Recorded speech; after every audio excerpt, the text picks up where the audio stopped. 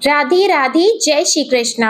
आप सभी को वैशाख अमावस्या व्रत की हार्दिक शुभकामनाएं। आज की वीडियो में आप सुनेंगे अमावस्या की कथा।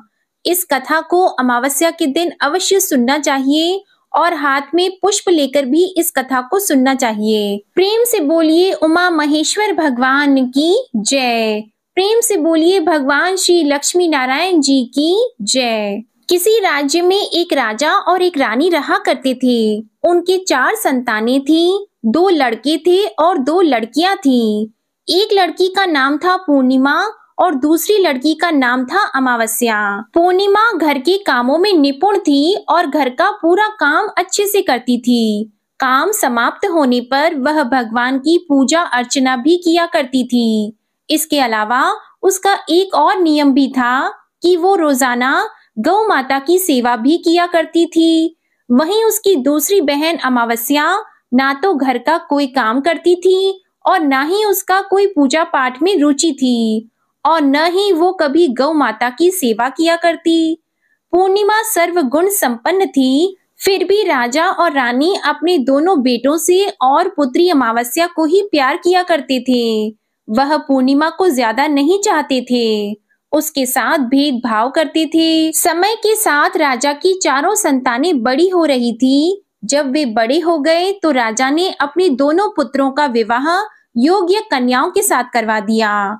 इसके बाद रानी ने राजा से कहा कि हे राजन, अब दोनों पुत्रियों का विवाह भी करवा दो, वह भी विवाह योग्य हो गई है। लेकिन आप ऐसा करना कि पुत्री अमावस्या का विवाह किसी बड़े खानदान में कराना और पूर्णिमा का विवाह किसी गरीब परिवार में कराना, क्योंकि पूर्णिमा को तो केवल भगवान की पूजा पाठ और घर के काम काज करना पसंद है और साथ ही उसे गाय की सेवा करना भी बहुत पसंद है। गरीब घर में होगी तो इसके सारे काम हो जाएंगे और अमावस्या को कुछ करना पसंद नहीं है, इसके लिए बड़ा राजघराना देखना ताकि उसे कोई काम ना करना पड़े। तो रानी की बात सुनकर राजा ने कहा ठीक है और वह अपनी पुत्रियों के लिए रिश्ता ढूंढने के लिए निकल पड़े। राजा अपने पड़ोसी राज्य में जाकर वहां के राजा के पुत्र से अमावस्या का रिश्ता तय कर देते हैं और वहीं पास ही के गांव में जाकर एक गरीब परिवार के लड़के से पुत्री पूर्णिमा का रिश्ता भी तय कर देते हैं।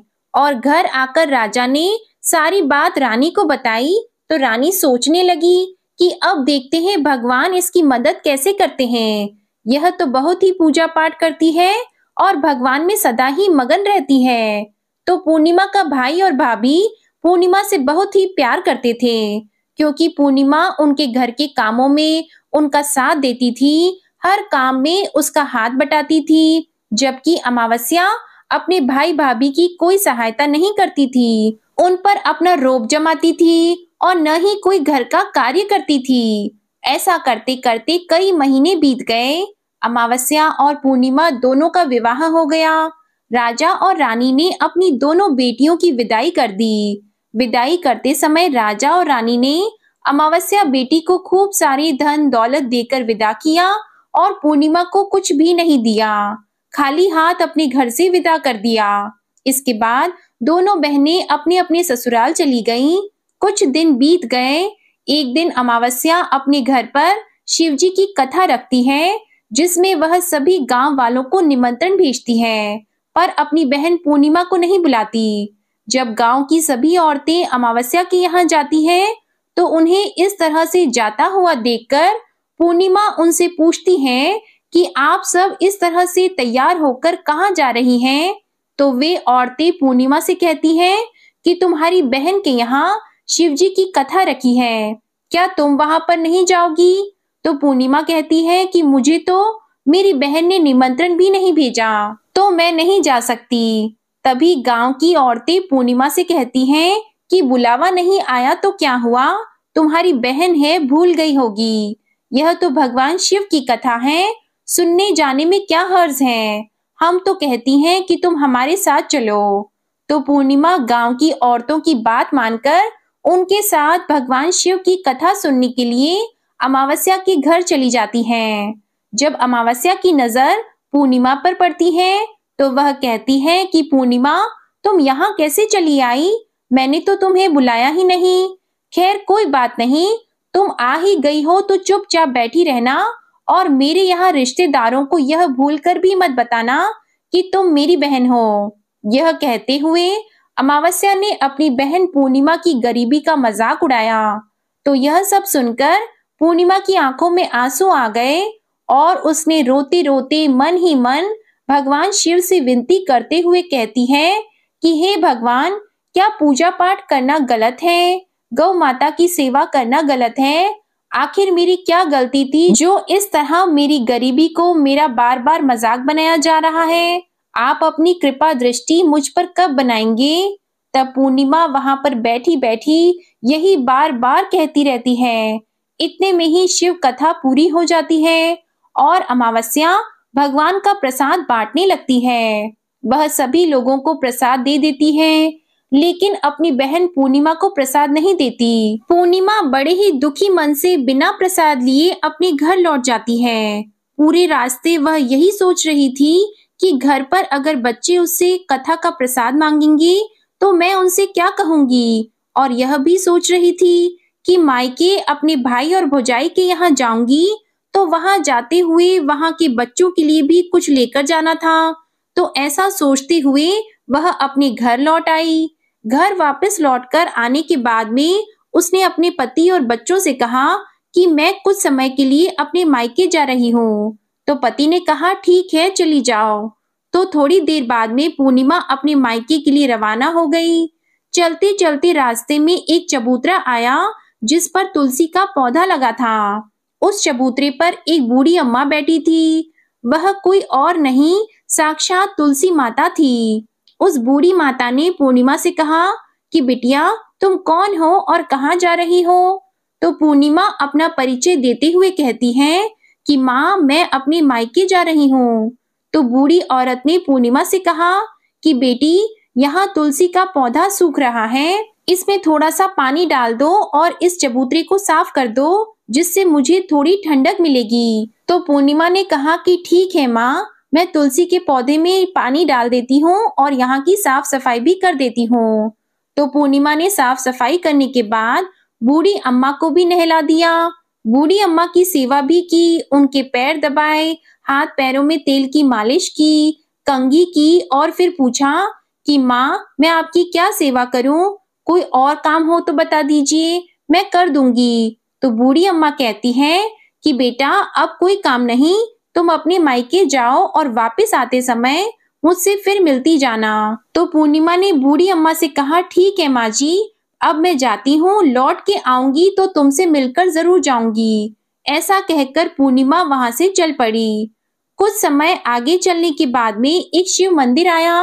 वहां पर उसे एक बूढ़े बाबा मिले थे जो मंदिर के बाहर बैठे थे। वह भी कोई और नहीं थे, भगवान भोलेनाथ स्वयं थे। बूढ़े बाबा ने पूर्णिमा से कहा कि बिटिया, तुम कौन हो और कहाँ जा रही हो? तो पूर्णिमा ने अपना सारा परिचय देते हुए कहा कि बूढ़े बाबा, आज मैं अपने मायके जा रही हूँ। तो बूढ़े बाबा ने कहा कि बेटा, मैं तो बूढ़ा हो चला हूँ और मेरी आंखों की रोशनी भी ढंग से काम नहीं करती। तुम ऐसा करो कि मंदिर की साफ सफाई कर दो और शिवलिंग पर जल चढ़ा दो और भोले शंकर जी के आगे एक घी का दीपक जला दो। तो पूर्णिमा ने कहा ठीक है बाबा। यह कहकर पूर्णिमा ने शिव मंदिर की सफाई कर दी और भोले शंकर जी की विधिवत पूजा करते हुए बूढ़े बाबा से कहा कि बाबा, कोई और काम हो तो बताइए। तब बूढ़े बाबा ने कहा नहीं बेटी, अब तुम जाओ, वापस आते वक्त मुझसे मिलते हुए जाना।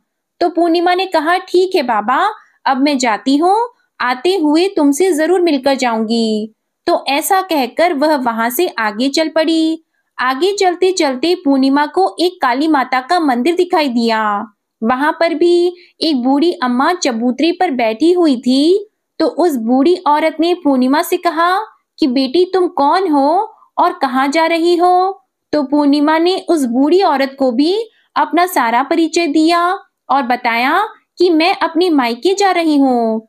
तो वह बूढ़ी औरत सुनकर यह कहती है कि बेटा, अच्छी बात है, लेकिन तुम ऐसा करो, यहाँ पर पूजा पाठ करने के लिए तो सभी आते हैं, लेकिन मंदिर की साफ सफाई कोई नहीं करता। इसलिए तुम इस मंदिर की सफाई कर दो और चबूतरे की भी साफ सफाई कर दो। तो पूर्णिमा ने कहा ठीक है माँ जी। यह कहकर पूर्णिमा ने पूरे मंदिर की और चबूतरे की साफ सफाई कर दी और पूजा पाठ भी की और उस बूढ़ी माता का श्रृंगार भी कर दिया। बूढ़ी माँ के पैर दबाए और कहती है कि माँ जी सारा काम हो गया, अगर मेरे लायक कोई और काम हो तो मुझे बताइए, मैं उसे भी कर देती हूँ। तो वह बूढ़ी अम्मा कहती है नहीं बेटी, अब तो तुम जाओ, लेकिन मायके से आते वक्त मुझसे मिलते हुए जाना। फिर पूर्णिमा कहती है ठीक है और वह आगे चल पड़ी। आगे चलते चलते एक नदी आती है, वहां पर भी एक बूढ़ी अम्मा बैठी थी। वह कहती है बेटी तुम कौन हो, कहाँ से आई हो और कहाँ जा रही हो।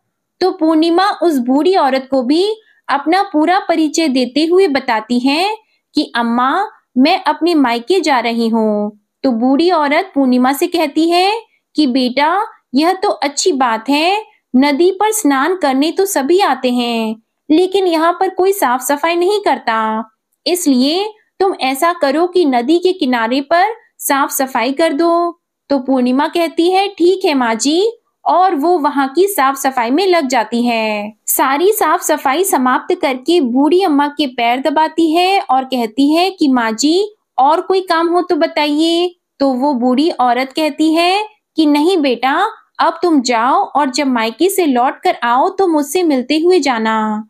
इस नाव में बैठकर नदी के दूसरे किनारे पर पहुंच जाओ।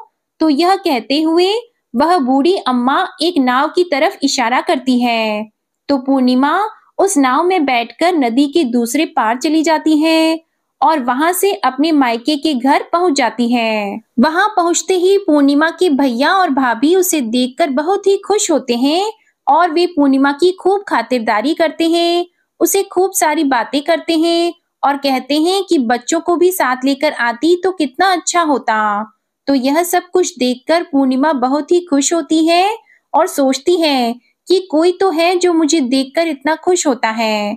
इस तरह पूर्णिमा ने अपने मायके में कुछ दिन बड़ी ही हंसी खुशी के साथ बिताए और फिर अपने भैया और भाभी से कहा कि मैं अपने ससुराल वापस जाना चाहती हूँ। तो उसकी भाभी ने उसके लिए एक बहुत ही सुंदर साड़ी दी और बच्चों के लिए थैला भरकर कपड़े, मिठाई और खिलौने दिए और साथ ही रास्ते में खाने पीने के लिए भी कुछ चीजें रखी और कहा कि तुम तो बहुत ही दिनों के बाद आती हो, अब की बार बहुत ही जल्दी हमसे मिलने के लिए दोबारा आना। यह कहते हुए पूर्णिमा की भाभी ने पूर्णिमा के हाथ में वो थैला दे दिया और बड़ी ही हंसी खुशी से उसे विदा किया। इस तरह पूर्णिमा अपने ससुराल के लिए रवाना हो गई और उसी नदी के किनारे पहुंची और नाव में बैठकर दूसरे किनारे पर उतर गई। वहां उतरने के बाद वहां पर उसे वही बूढ़ी अम्मा मिली जो साक्षात गंगा मैया थी। उस बूढ़ी अम्मा ने पूर्णिमा को एक थैला दिया और कहा कि तुम इसे घर जाकर ही खोलना। अब पूर्णिमा के पास दो थैले हो गए, एक तो उसकी भाभी ने दिया था और दूसरा गंगा मैया ने दिया। तो उन दोनों थैलों को लेकर जब वो आगे चल पड़ी, चलते चलते फिर वही काली माता का मंदिर आया। वहां चबूतरे पर बूढ़ी अम्मा बैठी हुई थी जो साक्षात काली माता थी। बूढ़ी अम्मा के रूप में बैठी काली माता ने जब पूर्णिमा को आते हुए देखा तो कहा कि आ गई बेटा। तो पूर्णिमा ने कहा कि हाँ माँ जी, मैं आ गई, मैंने आपसे कहा था कि मैं आते हुए आपसे जरूर मिलकर जाऊंगी। तो काली माता ने भी उसे एक थैला दिया और कहा कि तुम यह थैला अपने घर जाकर खोलना। अब तो पूर्णिमा के पास 3 थैले हो गए। तीनों थैले लेकर पूर्णिमा वहां से चल पड़ी। चलते चलते शिवजी का मंदिर आया जहां बूढ़े बाबा के रूप में स्वयं शिवजी विराजमान थे। बूढ़े बाबा ने पूर्णिमा से कहा कि बेटी आ गई। तो पूर्णिमा ने कहा हाँ बाबा, मैं आ गई। तो उन बूढ़े बाबा ने भी पूर्णिमा को एक थैला दिया और कहा कि बेटा तुम इस थैले को अपने घर जाकर ही खोलना। तो पूर्णिमा ने कहा कि ठीक है बाबा, और यह कहकर पूर्णिमा वहां से चल पड़ी। अब पूर्णिमा के पास 4 थैले हो गए। अब पूर्णिमा 4 थैलों को एक साथ कैसे लेकर जाती? तो उसने अपनी एक पुरानी साड़ी निकाली और सारे थैलों को उस साड़ी में रखकर बांध लिया। एक गठरी बनाकर सिर पर रखकर वो रवाना हो गई। चलते चलते उसे फिर रास्ते में तुलसी माता बूढ़ी अम्मा के रूप में मिलती है और कहती है कि पूर्णिमा तुम आ गई। तो पूर्णिमा कहती है कि हाँ माँ जी, मैं आ गई। मैंने आपसे कहा था कि मैं आते हुए जरूर मिलकर जाऊंगी। तो वह बूढ़ी अम्मा कहती है कि बेटा, मैं तो तेरी ही राह देख रही थी। ना जाने कितने दिन हो गए तुम्हें गए हुए। तुमने अच्छा किया जो मुझसे मिलने के लिए आ गई। यह कहते हुए बूढ़ी अम्मा उसे एक थैला देती है और कहती है कि बेटा, यह थैला ले जाओ और अपने घर जाकर ही खोलना। तो पूर्णिमा ने कहा कि ठीक है माँ जी, आपने जैसा कहा मैं वैसा ही करूंगी। यह कहते हुए पूर्णिमा ने वो 5वां थैला वहां से लेकर रवाना हो गई। अब एक गठरी सिर पर और एक थैला हाथ में लिए जैसे ही वो अपने ससुराल के घर पहुंचती है, तो उसे देखकर उसके बच्चे बड़े ही खुश होते हैं और कहते हैं कि माँ, मामा के यहाँ से क्या लेकर आई हो, हमें जल्दी से दिखाओ। हमें तो लगता है खूब सामान लेकर आई हो। अब की बार मामा ने हमारे खाने के लिए क्या भेजा है, हमें जल्दी से दिखाओ। तो पूर्णिमा कहती है कि बेटा, थोड़ा सब्र करो। यह कहते हुए पूर्णिमा अपने सिर पर से गठरी को नीचे रखती है और उसे खोलकर सबसे पहले अपने मायके का थैला खोलकर देखती है। तो उसमें बच्चों के लिए अच्छे अच्छे कपड़े, खाने पीने के सामान, बच्चों के खेलने के लिए खिलौने और कुछ गहने भी रखे थे। तो उसे देखकर वो मन ही मन बहुत ही खुश होती है और अपने भैया भाभी को खूब आशीष देती है। फिर पूर्णिमा कपड़े अपने बच्चों को दे देती है और खाने पीने की चीजें भी बच्चों को देकर अपने बच्चों का चेहरा निहारने लगती है। उसके बच्चे अपने जीवन में पहली बार इतना सब कुछ सामान देख रहे थे, तो वे बहुत ही खुश थे। इसके बाद पूर्णिमा ने दूसरा थैला खोला जो गंगा मैया ने दिया था। तो उसमें ढेर सारे हीरे जवाहरात, सोने चांदी आदि थे। उसके बाद में पूर्णिमा ने तीसरा थैला खोला जो उसे काली माता ने दिया था। उसमें बहुत सारा सोना और श्रृंगार का सामान भरा हुआ था। तो यह देखकर पूर्णिमा बहुत ही खुश हुई और फिर उसने चौथा थैला खोला जो भोले शंकर ने दिया था। वो थैला धन संपत्ति से भरा हुआ था, बहुत सारी खुशियां भरी थी। इसके बाद में पूर्णिमा ने 5वां थैला खोला जो उसे तुलसी मैया ने दिया था। उसमें चावल, दाल और 7 प्रकार के खाने की चीजें भरी हुई थी। अब पूर्णिमा के घर में किसी भी चीज की कोई कमी नहीं थी। उसका घर धन धान्य से भरा हुआ था और परिपूर्ण था। पूर्णिमा और उसका परिवार सुखपूर्वक जीवन व्यतीत करने लगे। तो पूर्णिमा के मन में एक दिन विचार आया कि क्यों ना मैं भी शिवजी की कथा करवाऊं। तो उसने भी शिवजी की कथा का एक कार्यक्रम रखा और पूरे गांव वालों को निमंत्रण दिया। घर घर जाकर सभी लोगों को बुलावा देकर आई। पूर्णिमा अपनी बहन अमावस्या के घर भी गई और शिवजी की कथा सुनने के लिए उसे न्योता दिया। तो अमावस्या ने जब पूर्णिमा को देखा तो वो सोचने लगी कि इतने गहने पहने हुए, इतने सुंदर वस्त्र पहन रखे हैं, इसका घर तो बहुत गरीब है, फिर इतना सब कुछ इसके पास कैसे आया, यह जानने के लिए इसके घर तो जाना पड़ेगा। यह सोचकर अमावस्या पूर्णिमा के घर शिव कथा सुनने के लिए आ गई। तो उसने देखा कि पूर्णिमा के घर में कोई चीज की कहीं भी कुछ कमी नहीं थी। तो इतनी सारी धन दौलत देखकर अमावस्या आश्चर्यचकित हो गई और पूर्णिमा से पूछने लगी कि तुम्हारे घर में इतनी धन दौलत कहाँ से आई। तो पूर्णिमा ने कहा कि देखो बहन, तुमने शिवजी की कथा में मुझे नहीं बुलाया था, फिर भी मैं चली आई। तुमने मुझे प्रसाद तक नहीं दिया और मेरी गरीबी का मजाक उड़ाया था। उसके बाद मैं अपने घर आ गई और घर आते हुए मन में यही सोच रही थी कि अपने मायके जाऊंगी और बच्चों के लिए कुछ लेकर आऊंगी। तुमने तो मेरे बच्चों के लिए प्रसाद तक नहीं दिया, इसलिए मैं तुम्हारे यहाँ से आते ही मायके चली गई। यह कहते हुए पूर्णिमा ने उसके बाद जो घटना हुई वो सारी की सारी अमावस्या को बताई। तो ये सारी बातें सुनने के बाद अमावस्या कहती है कि तुम मुझे प्रसाद मत दो और मुझे खूब डांट लगाओ। तो पूर्णिमा कहने लगी कि यह तो भगवान का प्रसाद है, मैं तो सबको दूंगी और तुम्हें भी दूंगी। इतना कहने पर भी अमावस्या ने प्रसाद नहीं लिया। वह बिना प्रसाद के सीधे अपने घर चली गई। घर जाकर अपने बच्चों और पति से कहने लगी कि मैं मायके जा रही हूँ।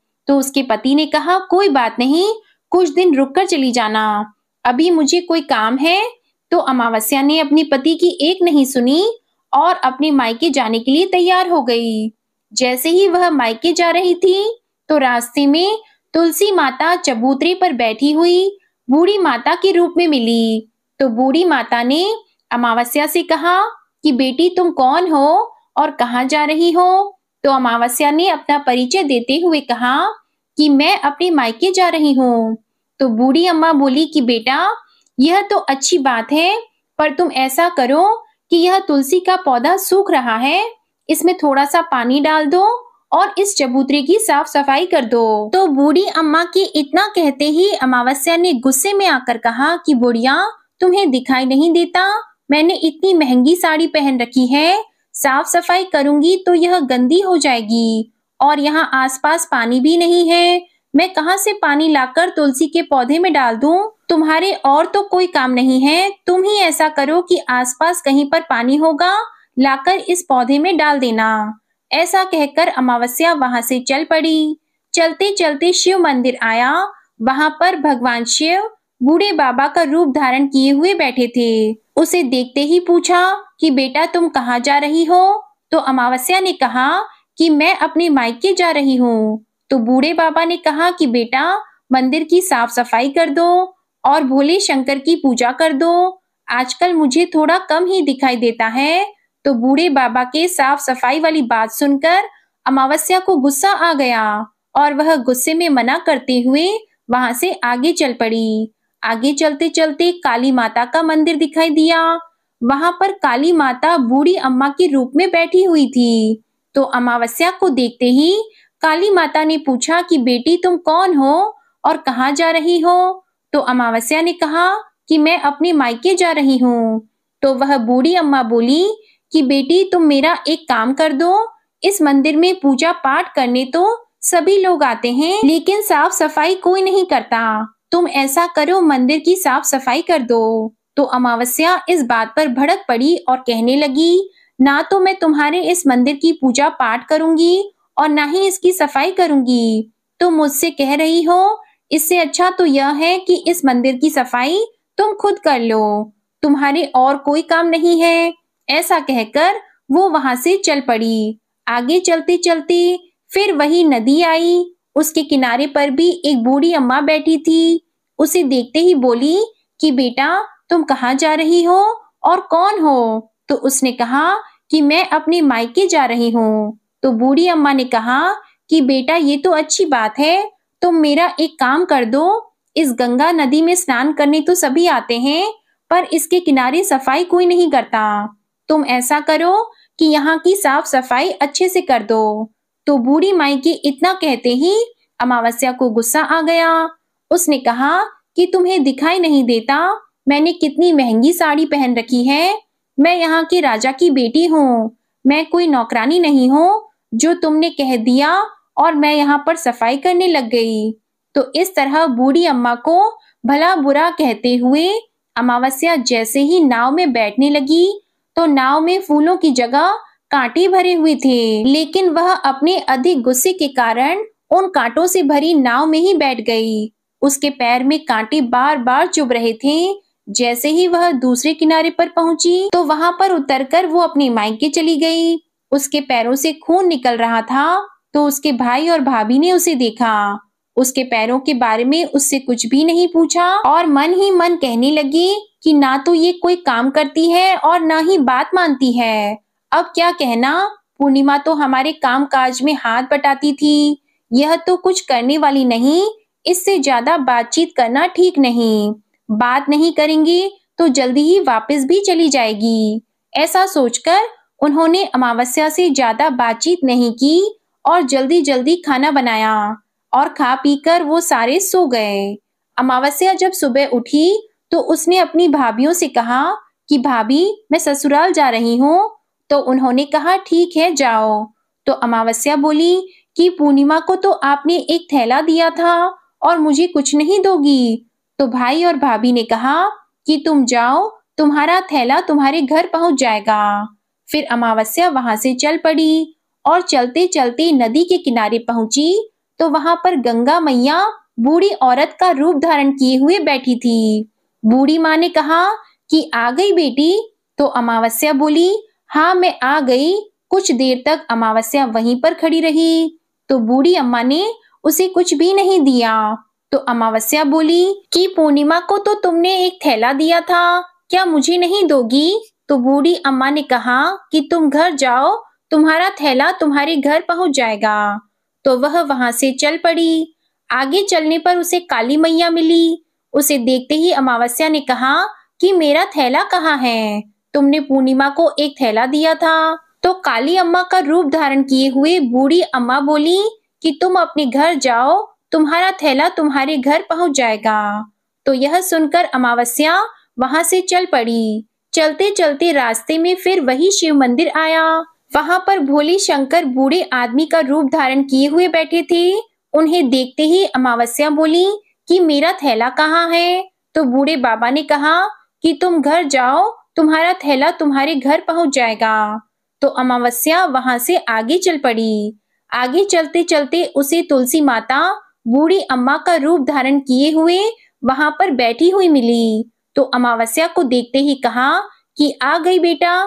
तो अमावस्या ने कहा कि हाँ मैं आ गई, मेरा थैला कहाँ है? पूर्णिमा को तो आपने थैला दिया था। तो अमावस्या की बात सुनकर तुलसी मैया ने कहा कि तुम अपने घर जाओ, तुम्हें तुम्हारा थैला वहीं पर मिल जाएगा।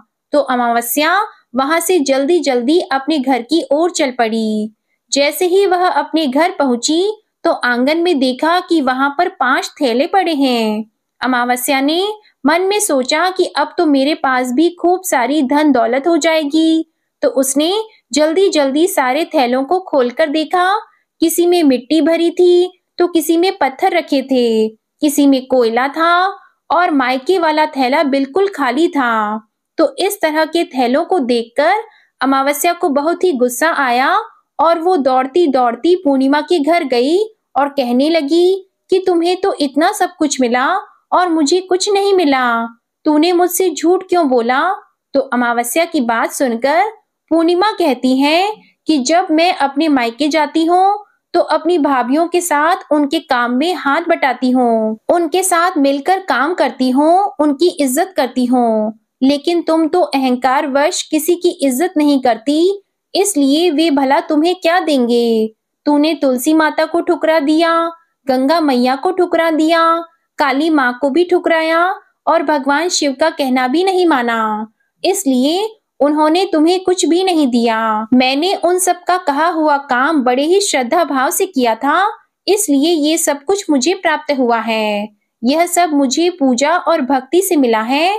तो यह सब सुनकर अमावस्या कहती है कि बहन मुझे माफ कर दो, मैंने तुम पर हमेशा अत्याचार किया है। माँ ने भी हमेशा हम दोनों के बीच में भेदभाव रखा था। आज मेरी आंखें खुल गई हैं, मुझे कुछ नहीं मिला, कोई बात नहीं, पर मैं भी भगवान की भक्ति करना चाहती हूँ और भगवान की भक्ति करके सब कुछ प्राप्त कर लूंगी। इन सब चीजों का रहस्य बताओ। तो पूर्णिमा कहने लगी कि तुम 3 सूत्र का ज्ञान ले लो और उसकी कथा करना। पहले सूत्र में दया मांगना, दूसरे सूत्र में कथा मांगना और तीसरे सूत्र में 108 बार ओम नमः शिवाय का जाप करना। बहन, यह सूत्र भगवान ने स्वयं दिए हैं, इसलिए तुम इनको अपने हृदय में बसा लेना। मैंने भी इन 3 सूत्रों को अपने जीवन में अपनाए थे और सच्चे मन से भगवान की भक्ति और पूजा पाठ की थी। तभी तो मुझे इतने गरीब घर में ब्याहने के बाद भी आज मेरे पास सब कुछ है और तुम्हारा एक अमीर घराने में विवाह होने के बाद भी आज सब कुछ नष्ट हो गया है। तो यह 3 सूत्र अपने मन में रखकर अमावस्या अपने घर चली गई और भगवान की पूजा पाठ करने लगी और भगवान शिव से माफी मांगते हुए कहा कि हे भोले शंकर, मुझे माफ कर दो जो मैंने अपनी बहन पूर्णिमा पर इतने अत्याचार किए। शिव कथा में वह बिना बुलाए आई, फिर भी मैंने उसका अपमान किया, मुझे माफ कर दो। अब मैं पूरे विधि विधान से पूजा अर्चना किया करूंगी। और फिर वह गौ माता की सेवा भी करने लगी और दूसरों की मदद भी करने लगी, जिसकी वजह से उसका घर धन धान्य से परिपूर्ण हो गया। बोलो भोले शंकर की जय। बोलो भगवान श्री विष्णु जी की जय।